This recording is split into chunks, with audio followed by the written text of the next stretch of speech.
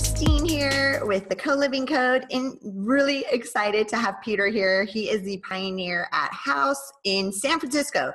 This is our first interview with somebody that is running this concept up in San Francisco. We know how crowded it is there. We know how housing is almost impossible to find. We've had friends that have moved up there and told us how hard it is. So Peter will definitely go into detail about his amazing project he has out up there. I haven't seen it yet, but I'm excited next time I'm up there to take a look. And it's home as a service, which we'll definitely dive into that topic. You guys have probably heard the acronym too, like housing as a service, and just kind of, similar to software as a service, right? I think that housing and home is going to easily be a service, not just, a piece of property you buy and have a 30-year mortgage on. I don't think any of us want that really anymore, especially this generation. So, okay, Peter, why don't you go ahead and tell us how you got started? Tell us more about your concept, how many locations? For sure. So yeah, I guess the first thing is to mention, I'm out, like a lot of people in San Francisco, I'm out of the tech sector. So I'm one of, I would say my start in San Francisco came living in a hacker home, which was I think there's still quite a few here are startup homes. But yeah, playing off the tech platform idea, so software as a service, you've got a lot of companies now which are basically digital platforms like Airbnb, etc. And so playing from that, home as a service became a thing. And I agree, it's really at the core of it, this is about access to home. Like we all need a safe place to come home to connect, to grow. And it's about the people, not just the physical space. So that's kind of at the core of what we've created. I would say for me, starting this, it's been a journey for sure of many different intersections of things I'm passionate about.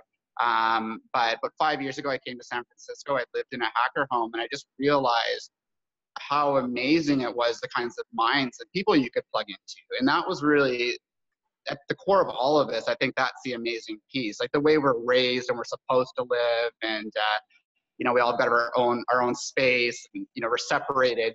I think you miss a lot. And I'm from a rural farming community in a very rural part of Canada, and I didn't have access to any of these things naturally. Like everybody I grew up with, I'm supposed to be a farmer somewhere. So meeting these kinds of people that I was able to get just by getting roommates, that it's life-changing. And I think a lot of people that I've met, especially here, that's what this is. It's giving access to a life that you dream of having, but it's all you need to do is just change your rent into, say, a membership in a home. So I think seeing that is where that came from. And then I'm really into sustainability, a lot of social impact issues. I also grew up in construction, which comes in handy when you're building physical spaces. So for me, this is an intersection, and creating Haas, it's a vehicle to do a lot of good things, but really enjoy living my life while I'm doing it. So. And then how many locations total do you guys have? We have now 3. We had been up to 5, sort of startup typical challenges. So for about a year, we were about 5 and 50 members. We've now scaled back to 3 homes, about 22 to 23 members on average. Part of that, it's team that lives in the home / also just regular members that have all sorts of walks of life. But yeah, 3 homes in kind of the Soma, latest home being in the dog patch of San Francisco. Nice. And then do you live in one of the concepts also? I do. I actually kind of float around all of the homes. Part of this is not being tethered down. This also comes from the digital nomad kind of movement, which I lived in, and that's also, I guess, a big piece of this. And I don't want to be locked down by a home. If I have an opportunity and an experience to have, I want to have a home wherever I am. So in San Francisco, we're kind of doing a beta play on that, where I've probably lived in each of the homes. And hopefully in the near future, we'll have homes in a few other cities as well. You get a membership that you can go wherever you want to be. So. And then do you guys have like minimum people can have to stay at least a month, or is it pretty flexible? Right now, we're still being pretty flexible.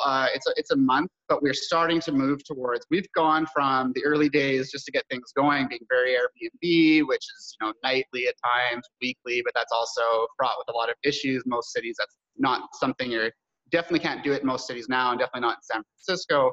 But that also doesn't lend itself to creating a real home when people are so transitional. So we do allow people to move in for a month minimum, but we hope and often we see people stay much longer, and that's kind of our aim. And as we get more stable with that, we'll probably start making it harder to do the 1 month under maybe more special circumstances. Like for example, right now we're trying to help artists stay in San Francisco. So right now I'm actually in a collaboration house. It's sort of a tech artist collaborative where we're subsidizing artists that want to stay. So you'll have to be you can't be a techie making really good money and stay for a month maybe. No, and didn't you, I think there's some mention of that somewhere on your website, right? That you guys are trying to go more toward, you guys are more like anti-tech, even though your background is tech. Yeah, I am a tech. I often joke that I'm, one of the evil techies, because in San Francisco, it's almost a bad word to a lot of people outside of tech, because there's a lot of social pressures here. But it's more so that I want to give access, like a lot of us in tech, and many people, we're from more privileged backgrounds that we were able to pursue this path. And we are creating the future, and we have access to the capital and the opportunities that a lot of other people are more than capable to be a part of. And the truth is we need them. Like a lot of techies forget that without human needs somewhere being addressed, what we're creating isn't really valuable. So techies benefit by meeting real people that actually live in the world and do day-to-day things, like the artists, like the people at the grocery store. So I'm trying to extend what I experience in these hacker homes and give access to people from all walks of life. So on that part of it, it's like, I think it's a way of really gluing together, helping sort of fix some of these divides we have in society. We don't need to be, like the artists often would be against the techies and the techies against the artists, but and I guess this home is an example of that. By bringing those people together, we can create a future that is good for all of us. So that's kind of at the core of my mission with what I'm trying to do with this. So. I love it. That's awesome. And then do you guys, what's your evolution been like since you started a year and a half ago? Like, did you have to pivot your model a few times as you went? Yeah, I don't know if the models had to pivot too much. It's been more of an experimentation of,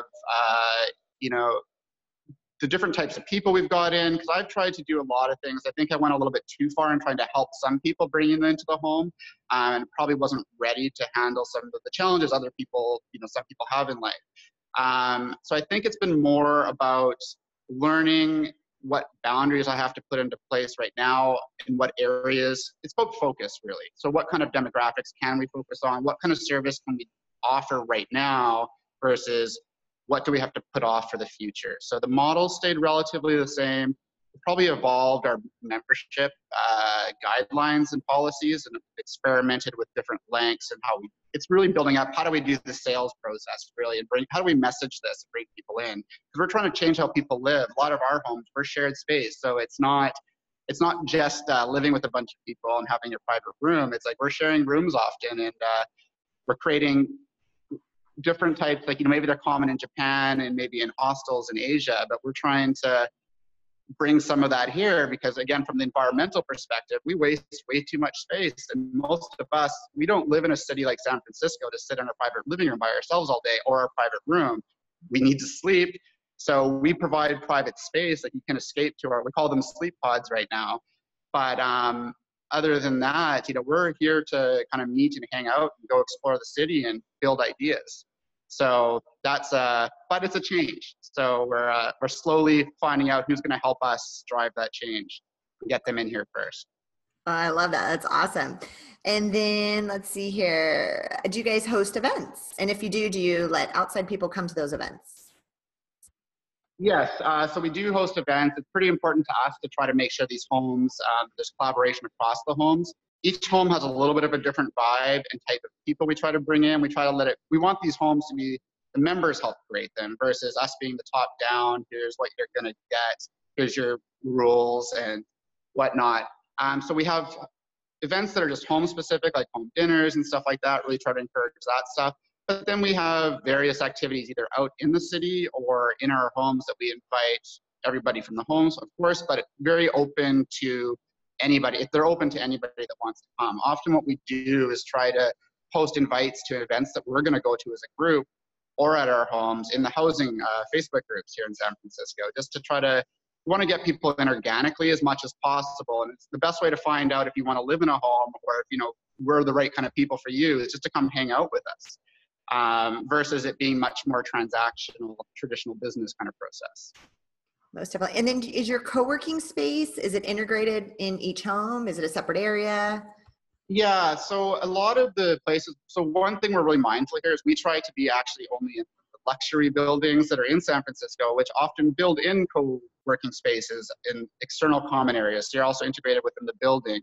And a big part of that is that we don't want to be kind of adding to the pressure of the rent controlled market here. But so our common spaces here are more for hanging out. The co-working stuff tends to be the common areas out in the buildings. Are really, there's just lots of great coffee shops. Everybody works in there. So that's where you'll find me most of my time. Every 2 hours I move to a new coffee shop. So. Oh, nice. And then are you in one of your homes right now? Is that the background or no? Where are you at right now? Yes, yeah, I'm actually. And this is so right now. Actually, we have a resident artist living here. He's actually a native San Franciscan, and speaking to demographics, he's in his 70s.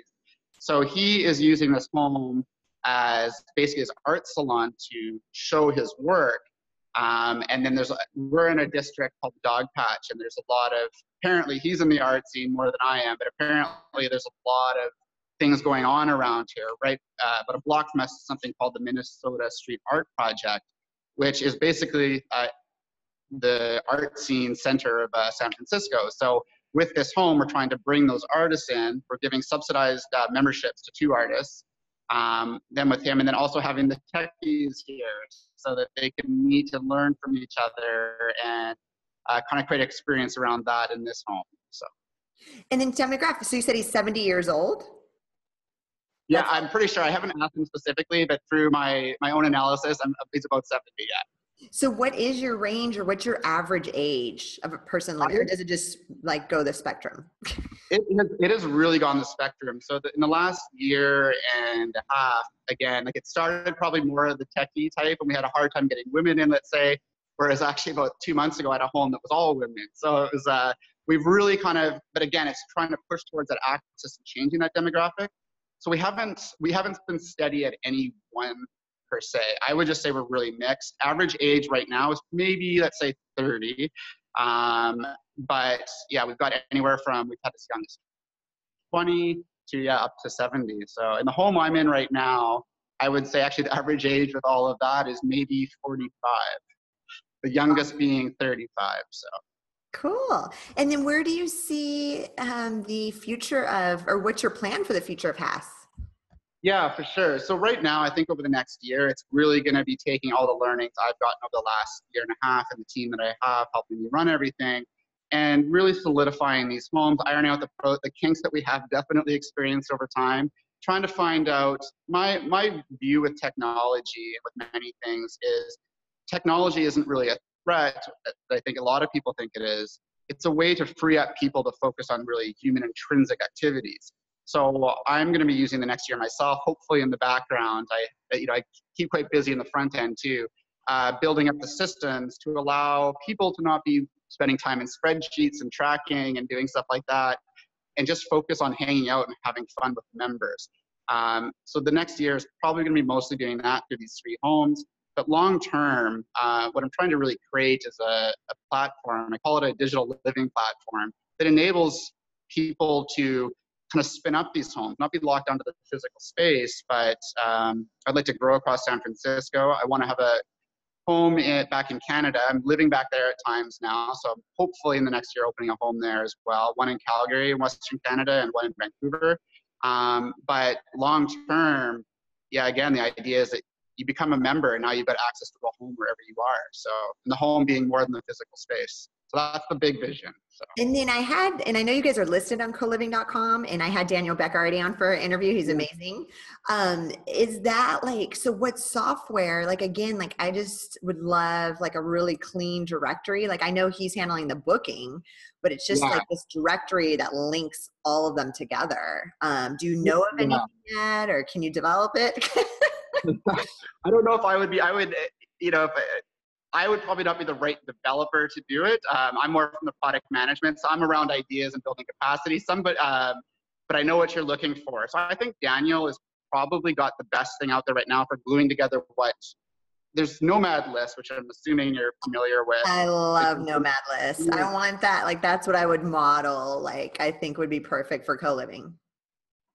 Exactly, exactly. So I think that Daniel's probably the closest to anything that's really gluing us all together so far. But yeah, Nomad List, I would agree with you. It's kind of, and there's a lot of overlap there between what we're doing and the digital nomad movement. So yeah, those two would be the best resources right now for sure.